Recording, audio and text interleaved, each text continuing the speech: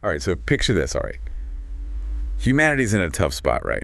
And the only way out, the last-ditch effort, is to pack up and ship off to, well, Mars. That's the world red frontier the Mars Accord throws us into. Yeah, and what I find really gripping about this book is it's not just, oh, let's go on a space adventure. Earth is practically on life support. Overpopulation, resources running dry, you name it. It's dire. So no pressure then. Just pack up and start over on a whole other planet. But I'm guessing it's not that simple, is it? Not even close. It's like someone yelled, fire, in a crowded theater, and everyone's scrambling for the exits, except the exits lead to Mars, and there's only room for a select few. And obviously, every nation wants to be first in line for that escape pod. Absolutely. The U.S., for instance, they're like, we gotta win this, whatever it takes. Okay, so let's break that down. We've got the U.S. desperate to secure their spot, grab resources, the whole 9 yards. But what's their strategy? Are they playing nice? I'd say they're definitely projecting strength. I mean, you can practically feel the urgency in their actions. They know they need a win, and they're not afraid to throw their weight around to get it. So more of a by any means necessary kind of approach. You got it. And then you have China playing it cool and collected. They've got this long-term vision, thinking generations ahead. Sustainability is the name of their game. So while the U.S. is all about the immediate win, China's thinking about building a Martian dynasty. Exactly. And then you've got the European Union stuck in the middle. They're trying to be the voice of reason, advocating for peace and cooperation. It's like they brought a peace treaty to a gunfight. Admirable, sure, but is it realistic in this situation? Well, that's the million-dollar question, isn't it? And then, of course, we can't forget about Russia. Ah, yes, Russia. Yeah. Always lurking in the background. Exactly. They're like that quiet player at the poker table who has a killer hand, just waiting for the right moment to play it. All this while everyone's trying to get to Mars. I mean, talk about adding fuel to the fire. The book even calls it a shadow war. Sabotage, espionage, a constant struggle for the technological edge. It's enough to make your head spin. And that's what makes this book so gripping. It shows that even when facing a common threat, like, the end of the world as we know it, those instincts for self-preservation, they don't just vanish overnight. So the question is, can they overcome that? Can they put aside their differences and work together for the sake of humanity's survival? Or are they all doomed from the start? That right there is the heart of the story, and believe me, it's a wild ride. So they finally make it to Mars, right? I mean, what's it like stepping out onto this completely alien world? Well, it's not exactly a welcoming committee and a fruit basket. Imagine this. You're standing there, and all you see is red dust stretching as far as the eye can see. Awe-inspiring, sure, but also kind of terrifying. You've officially traded in all your problems for a whole new set of problems. Talk about a reality check. It really makes you appreciate just how hostile an environment Mars really is.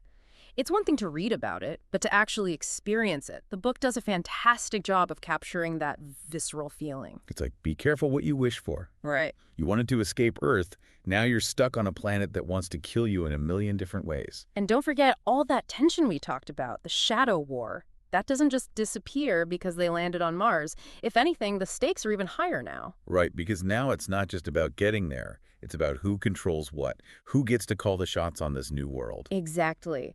And just when things couldn't get any more complicated, they stumble upon something game-changing. A massive mineral vein. We're talking rare elements, the kind of stuff that's worth a fortune back on Earth. Okay, so now we're adding a gold rush into the mix. I mean, talk about temptation. It's the ultimate test, isn't it? Can they put aside their greed, their self-interest, and work together to manage this incredible discovery, or will it be their undoing? Let me guess. Yeah. It doesn't go well. Not quite. Instead of uniting them, it just fuels their suspicions. Everyone gets even more paranoid, more secretive.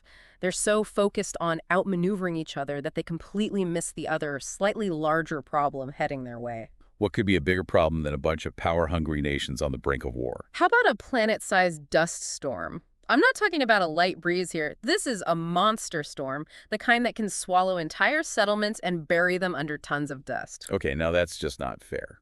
They finally escape Earth, and Mars itself tries to take them out. It's like the universe is throwing everything it's got at them, just to see if they'll break. So what happens? Do they band together and try to weather the storm as a team? Well, they try, but remember that shadow war we talked about?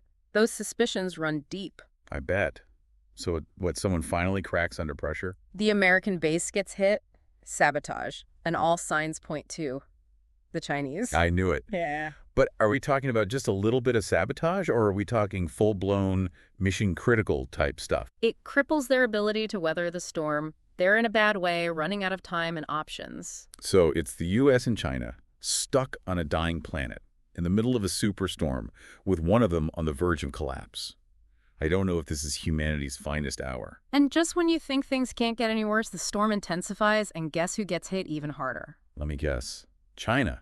Talk about karma, right? It's desperate, facing complete annihilation, and the only ones who can save them are the Americans. Whoa. That's got to be a tough pill to swallow. Talk about a dilemma. Save the people who just tried to kill you or let them face the consequences. Talk about a moral quandary. And this is where the book really shines. It forces you to confront some hard truths about human nature. What matters more in those moments, survival or compassion? Revenge or redemption? So what do? I'm on the edge of my seat here. The Americans, against all odds, choose compassion. They risk everything, their dwindling resources, their own safety, to mount a daring rescue mission. Wow. Just when you think humanity's doomed, they pull something like that out of the hat. It's almost inspiring. And it's a turning point in the story. This shared near-death experience, this incredible act of selflessness, it plants the seeds for something new, something unexpected. So are you telling me they actually managed to find some common ground after all of that? Well, it's not exactly smooth sailing from here on out, but it does lead to the creation of the Mars Accord, a set of agreements meant to, well, prevent them from destroying each other. Okay, before we go any further, let's hit pause for a second and recap, because this is where things get really interesting.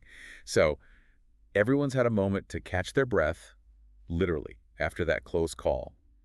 What happens next? Do they go back to pointing fingers and drawing lines in the Martian dust? You'd think so, right? But something's changed. They've looked into the abyss, and it's made them realize they're not getting out of this mess alone. Cooperation isn't just some idealistic notion anymore. It's the only survival strategy they've got left. And that's where this Mars Accord comes into play. Fill us in, what exactly is this thing supposed to do?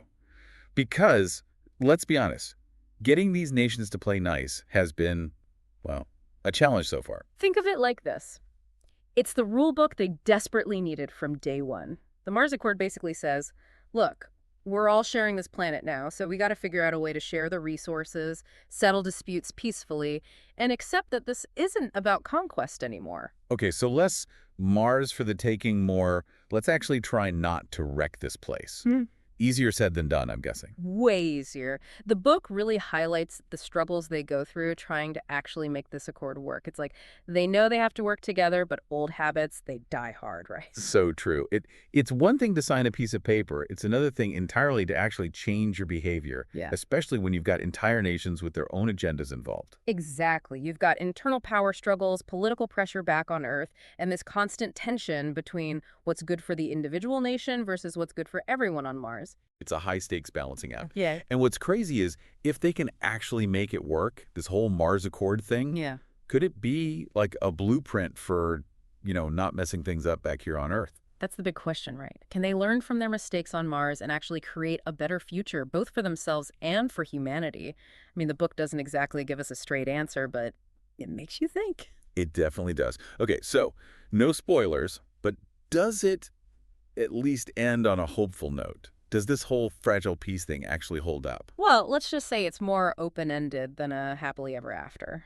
The accord is in place, but you get the feeling the biggest challenges are still out there. It's like the book is saying, okay, they've got a chance, but the real test is whether they've actually learned anything from this whole ordeal. Wow.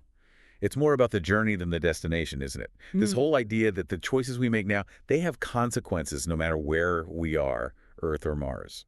Absolutely, and that's what makes Red Frontier so powerful, you know? It's a wild ride full of twists and turns, but it also makes you think about our own future. If you're looking for a book that'll keep you on the edge of your seat and leave you thinking long after you finish reading, this is it. And that's a wrap on our deep dive into Red Frontier, the Mars Accord. Until next time, remember, the future isn't written yet, and who knows, maybe, just maybe, we'll be the ones writing it on a whole other planet someday.